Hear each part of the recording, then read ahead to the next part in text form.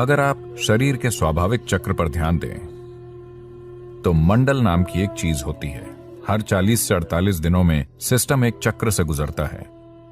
ऐसे हर चक्र में, प्रत्येक चक्र में 3 दिन ऐसे होते हैं जब आपके शरीर को भोजन की जरूरत नहीं होती। अगर आप अपने शरीर के काम करने के तरीके के प्रति जागरूक हैं तो आप जान जाएंगे कि आज मेरे शरीर को भोजन की जरूरत नहीं है और बिना किसी कोशिश के उस दिन आप भोजन के बिना रह सकते हैं। अगर आप इस चक्र पर ठीक से गौर करते हैं तो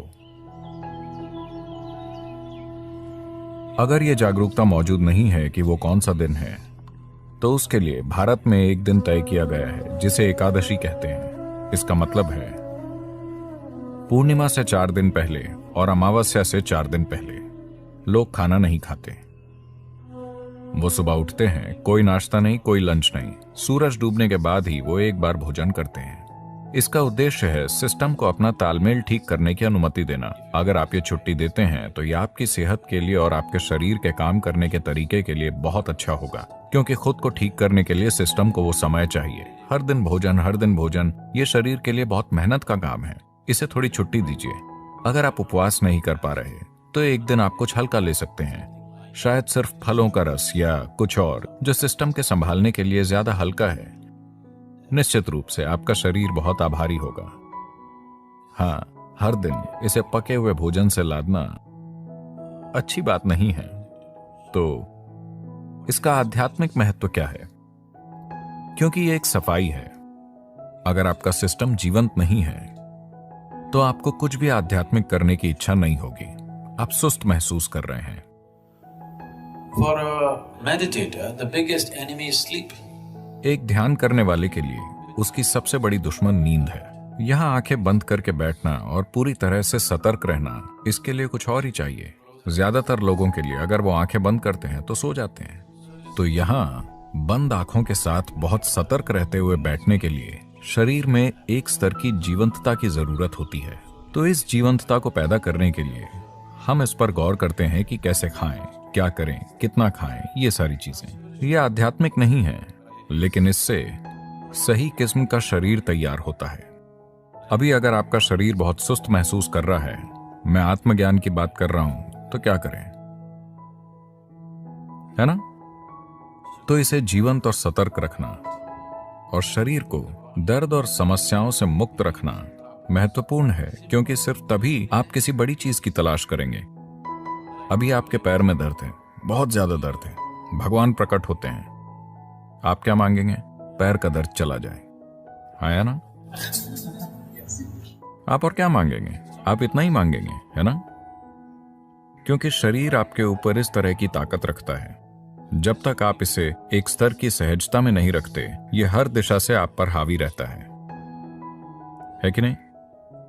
इसके लिए अपने शरीर को बहुत शुद्ध और स्वस्थ रखना महत्वपूर्ण है, वरना शरीर आपके जीवन में हावी हो जाता है। यह आपको कुछ और सोचने ही नहीं देगा। अभी अगर आपके शरीर में कहीं वाकई दर्द शुरू हो जाए, बस आपकी छोटी उंगली में वाकई बुरी तरह से दर्द शुरू हो जाए, आपकी किसी भी चीज में रुचि नहीं है, न भगवान में, न आत्मज्ञान में, न ध्यान में, कुछ भी नहीं, आपकी रुचि सिर्फ इसी में है कि नहीं? तो इसमें उस तरह की ताकत है, तो आपको इसे खुश रखना होगा। सिर्फ तभी ये आपको कुछ और करने देगा, वरना ये आपको कुछ नहीं करने देगा। तो उस संदर्भ में बीच बीच में उपवास रखना, शरीर को छुट्टी देना ताकि वो खुद को ठीक कर सके, अपनी जीवंतता वापस ला सके, ना कि भोजन के साथ सुस्त बन जाए, ये महत्वपूर्ण है। उपवास करने के बजाय अगर आप बस एक भोजन और अगले भोजन के बीच पर्याप्त अंतराल रखते हैं, अगर मैं ये कहता हूं तो आप योग छोड़ देंगे। एक भोजन और अगले भोजन के बीच 8 घंटे का ब्रेक होना चाहिए हमेशा। अगर आपके लिए 8 घंटे संभव नहीं है तो कम से कम 5 घंटे का ब्रेक जरूरी है। खाने से पहले आपको एक स्तर की भूख महसूस होनी चाहिए। भूख लगने से पहले अगर आप सिस्टम में भोजन डालते हैं तो सिस्टम सुस्त बन जाएगा, ये जीवंतता को नहीं जानेगा। जब मैं कहता हूं जीवंतता, तो मैं बस आपके अभी जागे हुए होने की बात नहीं कर रहा हूं। हम में से हर कोई अभी जीवंतता के एक ही स्तर पर नहीं है। हम एक ही तरह का खाना खा रहे हैं, एक ही हवा में सांस ले रहे हैं, एक ही जगह पर हैं, लेकिन हमारे अनुभव का स्तर एक जैसा नहीं है। इस पल मैं अपने भीतर जैसा हूं उसे मैं दुनिया की किसी भी चीज के साथ नहीं बदलूंगा। अगर आप मुझे पूरी दुनिया दे दें तो भी मैं सौदा नहीं करूंगा, क्योंकि ये उससे बहुत बड़ा है और ये हर किसी के लिए संभव है। ये सिर्फ इसलिए नहीं हुआ है क्योंकि जरूरी ध्यान और सिस्टम के साथ जो किया जाना चाहिए वो नहीं किया गया। तो इंसानी जीवंतता अलग अलग स्तरों पर कई अलग अलग आयामों में हो सकती है। यह आपको अनुभव और जीने के बिल्कुल अलग आयामों तक ले जा सकती है। तो शरीर को अच्छी तरह से रखना एक बुनियादी जरूरत है। आपको एक महान एथलीट या ऐसा कुछ होने की जरूरत नहीं है, लेकिन इसे बस सहज रखना, ताकि अगर आप यहां बैठते हैं तो आपको हर समय हिलना डुलना ना पड़े।